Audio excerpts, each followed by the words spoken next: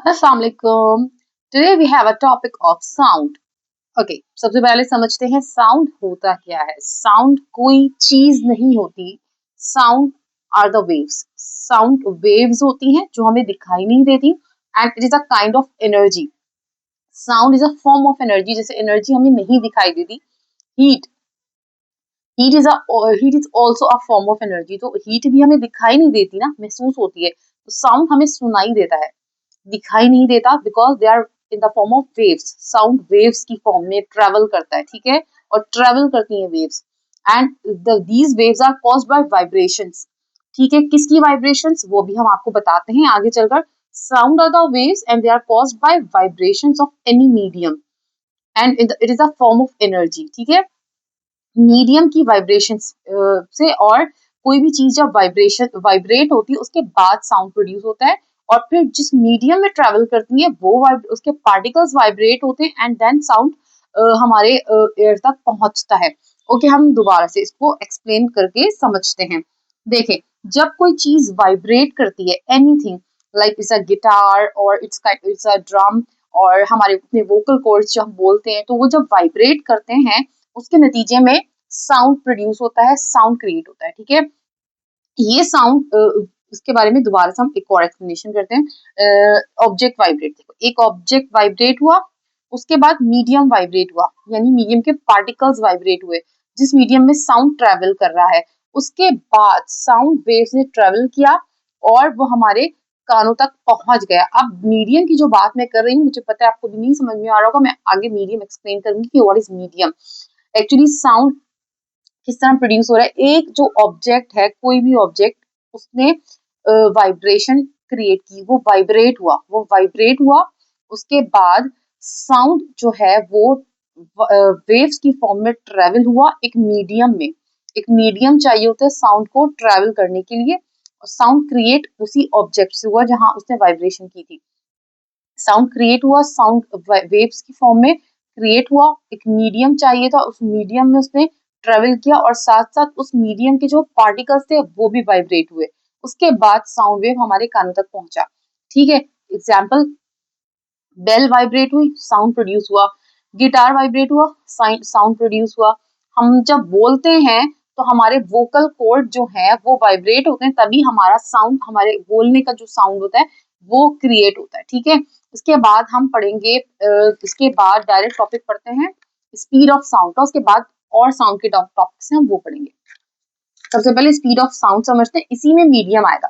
Basically जो मैंने medium की बात की ना, कि साउंड को ट्रेवल करने के लिए एक मीडियम चाहिए, वो मीडियम सारा एक्सप्लेन मैं अभी इस टॉपिक में करती हूँ. तो स्पीड ऑफ साउंड हम समझते हैं. स्पीड ऑफ साउंड क्या होता है?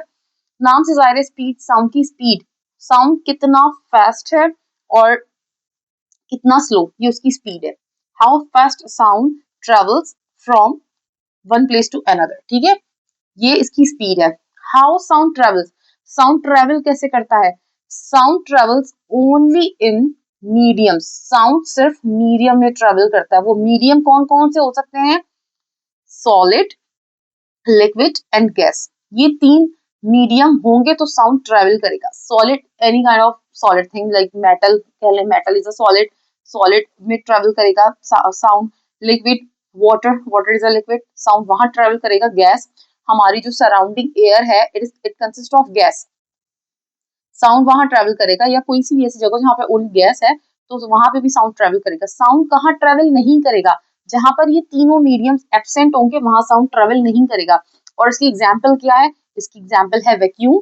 वैक्यूम एक ऐसी जगह को कहते हैं जहां पर सॉलिड, लिक्विड, गैस तीनों चीजें नहीं होती. गैस को भी निकाल दिया जाता है, वो वैक्यूम बन जाता है. वैक्यूम में गैस भी नहीं होती, कुछ भी नहीं होता, कोई मीडियम नहीं होगा, तो यहाँ पे भी साउंड ट्रेवल नहीं करेगा. और हमारा स्पेस, जब हम अर्थ से निकल जाएंगे बाहर तो स्पेस आ जाता है. स्पेस में भी कोई मीडियम नहीं होता, वहां पर भी साउंड ट्रेवल नहीं करता. ठीक है, ये हो गया स्पीड ऑफ साउंड और मीडियम की बात. अब किस तरह से मीडियम इफेक्ट करता है साउंड पर? मीडियम, एयर यानी गैस हो गया, वाटर, लिक्विड, सॉलिड, मेटल. मैंने अभी ऊपर बताया कि मीडियम ये हो सकते हैं, उसकी एग्जांपल भी दे दी थी कि सॉलिड में मेटल आ जाएगा, वाटर में जो है वो लिक्विड में जो है वाटर आ जाएगा, और गैस में हमारी एयर आ गई है. ओके, इन सब में साउंड ट्रेवल करेगा, बट वैक्यूम है और स्पेस है वहां पर साउंड ट्रेवल नहीं करेगा।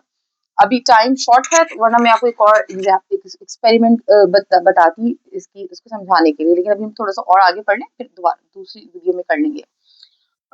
Sound depends on the medium. Sound किस पे ट्रेवल ट्रेवल करता है?